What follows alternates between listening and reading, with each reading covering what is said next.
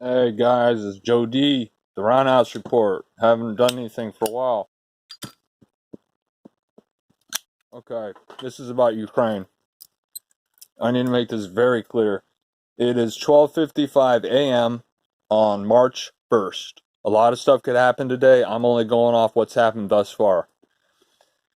The Russians had 3 months to prepare a battle-ready army. They should have sliced through Ukraine. He underestimated the Ukrainians. If you go to The Guardian, and I'm basing all this off a multi-source, the TV articles, maps, videos, all sorts of stuff. The Russians invaded multi-pronged. They were stopped in the north. Go to The Guardian and try to find that map. Russia controls maybe 10% of Ukraine. Now they're moving in on Kiev. There's a 40-mile convoy of artillery and tanks. Yeah, think about that. 40 miles long of tanks and artillery heading to Kiev. Well, that urban fighting is going to nullify Russia's advantage. When you're out in the open, Russia can bomb the Ukrainians, but inside of a city, it's going to be much more difficult. Be similar to Fallujah 2004, and I'm sure that the Ukrainians in Kiev, as well as other places, since Russia started this buildup a few months ago, I'm sure that they've done their due diligence with regard to setting up ambush spots within cities and stuff, and they have held back. The Ukrainians have held back. They have a lot of anti-tank, state-of-the-art stuff, anti-tank missiles that we gave them, but they don't really have anything for air defense. So, if you control the skies, you're gonna win. Multi-prong attack. They were held back in the north, in the northeast, in the east, and in the south. Look at a map. They barely control anything. They're moving in on Kiev, though. One brewery, and I'm assuming a lot of others probably do the same thing, they switch production from making alcohol to making Molotov cocktails. And if you make a Molotov cocktail correctly, when it explodes, it can blow out that pitched rag, as well as if you put soap in it, straight up napalm. So that's good against armored personnel carriers. And tanks. They're not necessarily a tank killer, but if that turns into napalm and it slips through underneath the turret where the cannon is, it could light up everybody in the tank and burn them to death. The Ukrainians have proved to be pretty good adversaries using those missiles. I'm assuming, and I haven't gotten any straight up reports for this, but I'm assuming, just using common sense and knowing a little bit about warfare, that as they came in from the north, the northeast, the east, and the south, they were ambushed. A column of tanks, knock out the first one, then the last one, then the others can't move. You knock them out one at a time, using the stuff that we gave them. Or you have two ambushes. Let the tanks pass the first ambush to get hit by the second ambush, and then the supply train. You can't fight a war without fuel or food or ammo, or the supply train ambushed them. Now they're stuck. They gotta wait. Russia has 900,000 military. Ukraine has 250,000 military. So, also, Russia tried to take the city. It's the second largest city after Kiev. Russia tried to take it. It's far east in Ukraine, so they shouldn't have had a problem, conceivably. But they were beaten back. Street fighting is entirely different than fighting out on a prairie inside trenches. Street fighting, they can set up ambush spots all over the place. Windows, basements with a little shutter, where you can look out onto the street. Putting mines out, razor wire, setting up machine gun emplacement. I mean, they've been, I'm sure they're ready for when the Russians come into Kiev.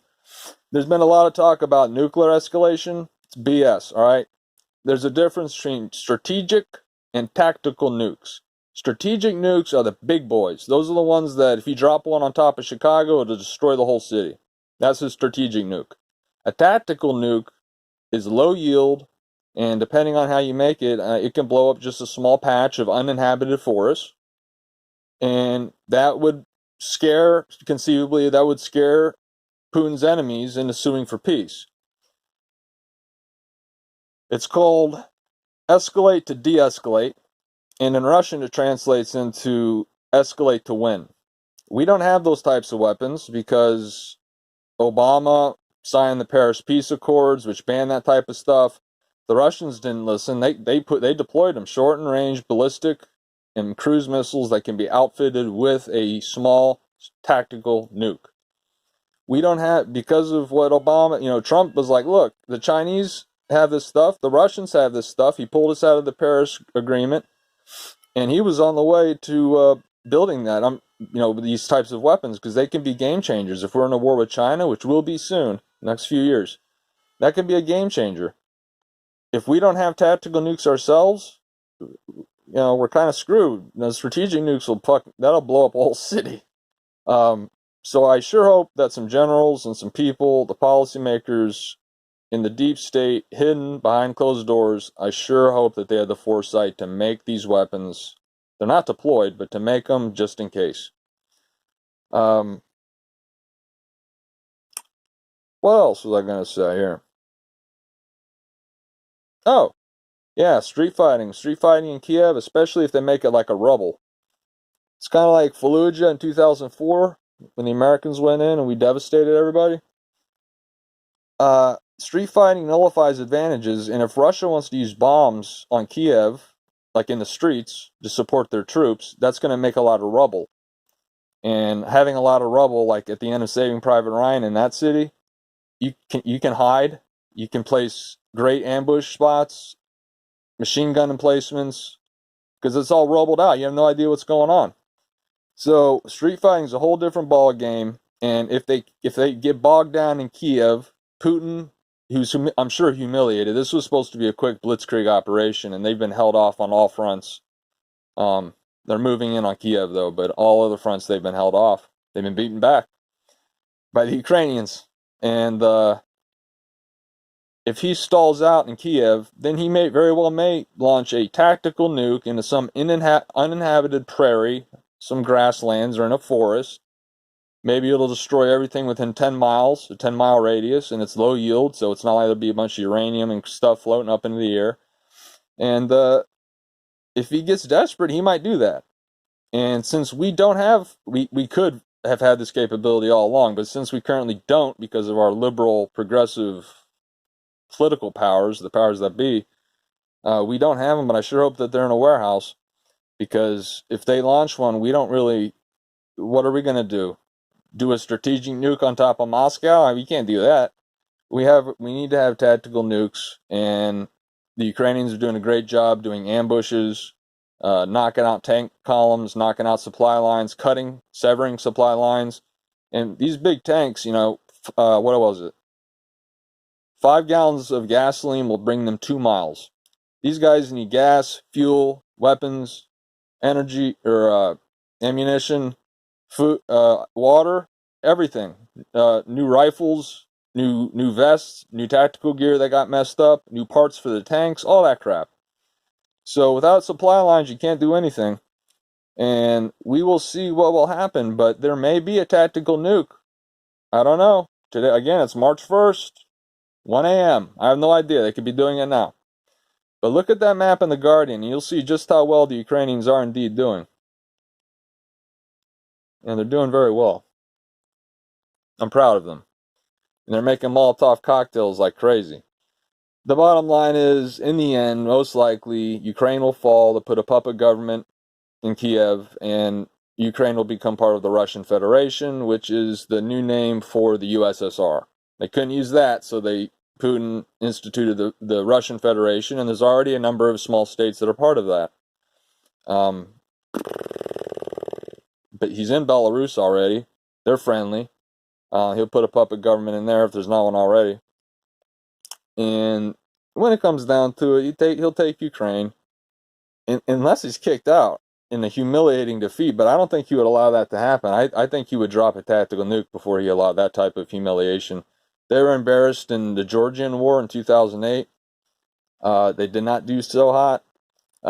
In this war, I'm hearing that they're having command and control communication problems, supply line problems, and that can only mean, if you look at the map, they're just little slivers, like 10 miles in the Ukraine from the east, 10 miles from the south. I mean, they were held back. And I'm proud of the Ukrainians. They have balls. They were held back. That says a lot about Ukraine versus Russia. We'll see how this finally plays out, but in the end, most likely Ukraine will be not annexed, but will become part of the Russian Federation. But let's see how much blood Russia has to spill. Because again, this is humiliating for Putin. That's why he loaded up that 40-mile freaking convoy. 40 miles long, tanks and artillery. Good grief. Now, if the Ukrainians were smart, they would have people up in the hilltops and in the woods knocking those things out with those anti-tank killers and Molotov cocktails, conceivably, for anti-personnel carriers. So that's pretty much what I see happening, is Ukraine will ultimately fall unless Russia, like, literally gets beaten out of Kiev. And if that happens, I don't think he's going to stop. You know, he'll drop a tactical nuke just to escalate to win, as the Russians put it. It's too bad we don't have those types of weapons. The liberal progressives, they don't want them. I sure hope we have them on stock, though. That's what I think's going on in Ukraine. Not hearing casualty figures for the Russians, but I've seen some videos and stuff. The Ukrainians are doing well. They'll ultimately fall, but I think they'll have a strong insurgency that we will support, the United States and probably other states in Europe. And Germany and France, they need to be kicked out of NATO. NATO's obsolete. Germany has no military. France has a little bit of a military. Let's pull our troops out, kick them out of NATO, and then they'll be forced to build a military because they'll be afraid of Russia. All right. I think I said enough. I rambled for a long time. I probably repeated myself many times. I'm trying to think if there's anything that I missed. I think I told you we haven't supplied them with anti-air defenses, and that's kind of a big deal. Whoever controls the skies usually wins the war. And the Ukrainians have shown they got heart, they have balls, and they stopped the advances from the north, they stopped the advances from the northeast, they stopped the advances from the east. Remember I told you they were going to try to take that big city and they got kicked out? Urban warfare is entirely different. Every house, every street, every rooftop, every window, everything. Barbed wire, tripwires, IED type things, IEDs like we saw in Afghanistan and in Iraq. Yeah, so we'll see. We'll see what happens. I just wanted to throw this up there. Alright, it's been a long time since I posted the video. I've been sick. Alright, it's Jody out. Roundhouse Report.